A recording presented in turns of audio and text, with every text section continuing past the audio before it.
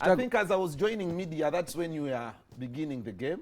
Yeah. In fact, nokula bulungi nnyo because I remember wakube nyimba watandika n'olwa muwalo ono Leila Kayondo. Soka kola ne Leila Kayondo rudi nyumbani. Then nenzizaako awo Sina Makosa. Yeah, Sina Makosa yajja mu gundi waliwo gundi 2012. Competition is Rich Cats.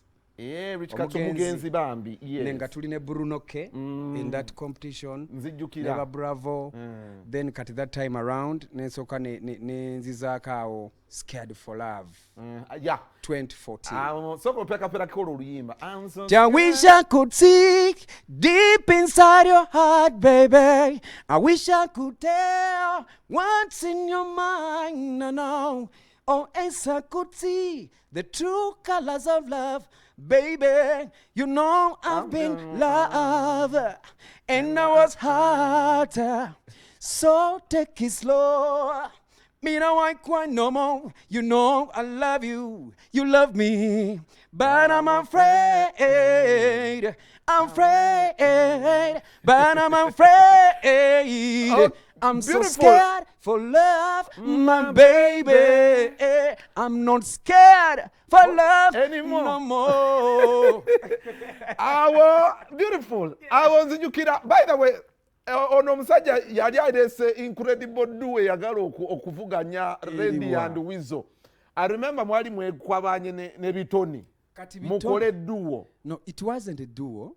Bitone is a good guy by nze nkolagana nnyo n'abantu abalina positive energy. We didn't plan for the song. Twesanga ku studio ne producer Polo was so close to Bitone. So it was just a song temwati mwaka kula duo. No, it was a song like a brotherhood duo, you know, a brotherhood collaboration of one song. Chokama Bitone ine dobozi bakusaba ape malobozi ojjayo. If I can say Bitone is a versatile artist. Bitone can do heavy core, timbre and vocals. He's versatile. Yeah, he's good. So what happens? What happens around there? Chichi chikubuza 6 years you've been. No kakati bwe natuuka awo nga 2015 awo. I lost my father. Tata wange bwe yafa omusumba wa church ya SDA bamwitanga Pastor Paul Rushesha. Awo mulemirembe. I'll always respect that man because behind all abayimbi batwita bayayi ne yangamba do it. So bambi when I lost him namusubiza bingi to fulfill nawulira bo binyo ne kintometinga, you know, nefuna breakdown okutuka once nempulanga ate kati amba nkyali awo ne kyali wange nafa radio atenga twali so close yo kujjukira ku radio chankalanya nnyo nemaliza nga nvuddeko mu Uganda for some time nembako byenkola somewhere then nenkomawo, but this time around I'm strong enough. Rumors were like you had joined the army against the American army. Because your family mulimu amba majoba. Never. I had that rumor. Never. Nzenva mu Christian family. My father was a pastor in SDA church. So ebya nevi bivawa. Ebya nevi biva mu friends and family, you know, somewhere somehow. N'abantu boogera nnyo, you know. Okay. Dan Flavor is back. With a bang. Yeah. A beautiful song. How I wish we first have that song, we dissect it. Oba mpe recap. I'm scared there abantu basoke balabe Dan Flavor. You know, we have a generation 6 years nga bali tebategira bya ndongo. But now they are influential. They are influencers. And by the way, they are doing so grateful. I'm seeing this young talent, the young voice, the unknown. Man, big up on yourself. Big up on them. They're doing good, yo. Katokatu, let's have a dose of Dan Flavor. You see the artists we have in the house officially. To them, to me, it's been long anyway. Sure.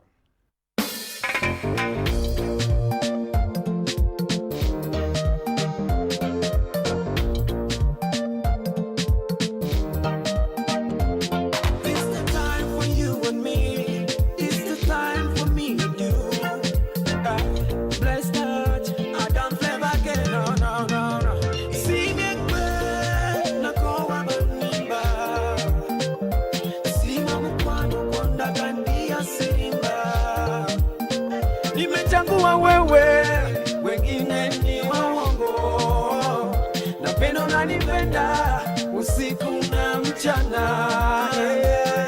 Baby yekwe yamponya bayaye bo mtibuka, pia yekwe yamponya babadde banimba omukwano okunewunyisa nze simanyi biti byonkola muliro kwatako mpulira nyumirwa simanyi biti byonkola goluddewo okukomawo omukwano nemwana okulya nendowooza ndengezako naye nenemwa oli antidoti kwesanyuge nina akusingayo ganonya yambula mapenzi lako yiko tamtam nako miss naomba nikupe kiss mapenzi lako yiko tamtam nako miss naomba nikupe trust simekwe nako abanimba siwa mkwano kondaga ndia sirimba wowo nimechagua wewe wengine ni waongo napendo nanipenda usiku na mchana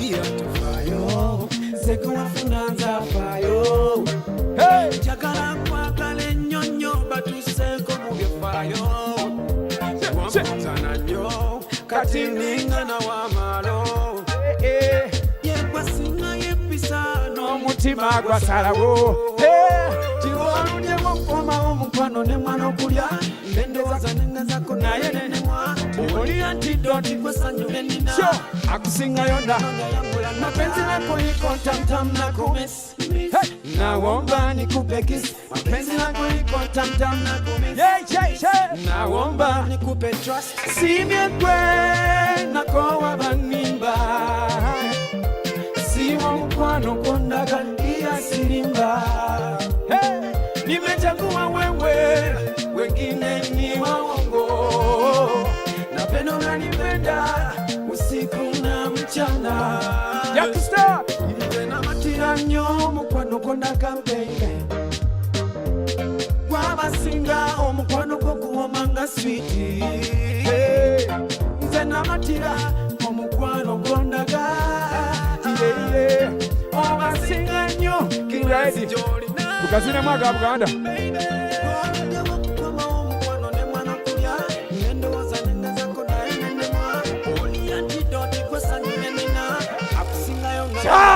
mapenzi lako yiko tamtam nako miss naomba nikupe kiss mapenzi lako yiko tamtam nako miss naomba nikupe trust forever never don't down flavor never I don't flavor never yeah. Forever wow never. Beautiful music. Sometimes the industry misses too much. Yeah. Kati wali olaze waffe tukole tutya ani atudigiza nkomyewo beautiful. I think I should wendi. Oh my God, let me catch the breath. Is it okay? Hey. Okay. Yo, it is time. Butero kuja. You guys, especially who believed in you, muja, and we anticipate for your return. Ate ne mujira ne mudda. This is not the first time. Around there, I remember wankubira kaka simara bikokera bide nokera bida. Nzijukira. No ngamba Jaxta 2019. Mbade bitenge naye nkomyewo. Yeah. Because of the time. So 2009. Actually we had something at Jenadie unit. Yeah, waliwo omukwano gwange yali agezaako okungenjinga into business of music. So netutuuka netulemaganwa in terms and conditions. That was 2019. Bwe kituukamu awo ne birema ne tweta nakola n'abayimbi abalala and then I moved on. So upon this return, who is behind? Are you ready? And ani ali emabega? What is behind me is God. Ogenda kwe managing. What is behind me is God. Ekisooka Katonda yandaze bakwano banga batuufu. I have my brother Sero. And I have my beautiful wife. And I have other people around me that I won't mention. Nenga all the people nina Katonda behind me. Kakati wotobadde munange endongo n'akasente byafusi bya Luganda bakugambye. Excuse me. Endongo etakango inamu kasente kati. Wawulidde erinnya lye nagambye. Erinnya lye bayita Katonda. God. Katonda erinnya lye bayita Katonda oliraba. Everything is possible. Buli kimu kisoboka. So trust me, with God everything is possible and I am back. So how is your ride going to be like? So this is the first song. Yeah. So far as I'm talking, I have 6 videos recorded, already done on my album. Album, ogenda kuta album. Yes. But ojitamu single. Yeah, single. As soon as this song, I'll give it a certain period of time, I'm releasing another video. I have a strong man, it's called God.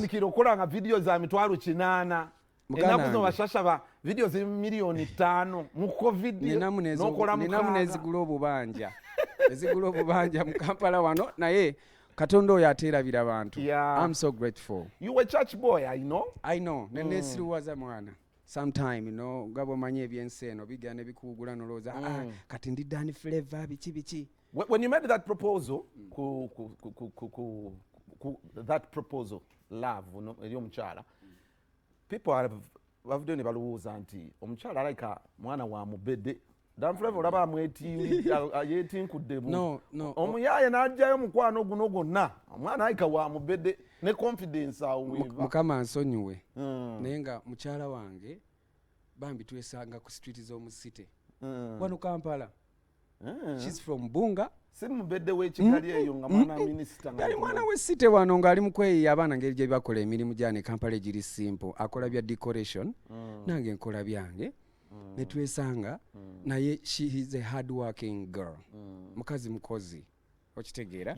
Ate tetubadde Uganda nofe kakozi buljemba dem flying. I've been moving with her. So tukola twafuka couple. So ababiri we bali basinga omutu ogumu, we are strong. I remember the day we twaliko Fembi Gwenze ne radio twaliko Amnesia and radio was proud of you that time. Yes. I want to ask you this question. It's a bit away from this. How much do you think the industry is missing radio? Nadala gwe yalozaako yaliko closest to him.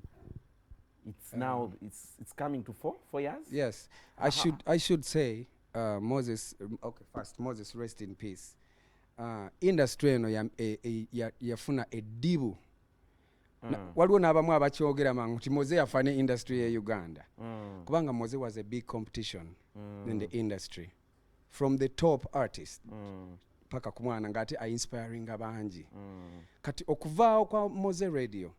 Moses is uncomparable. Sina ko muyimbi nga nange neta dem. I can't compare myself to radio. Radio was an angel oba just yali so special.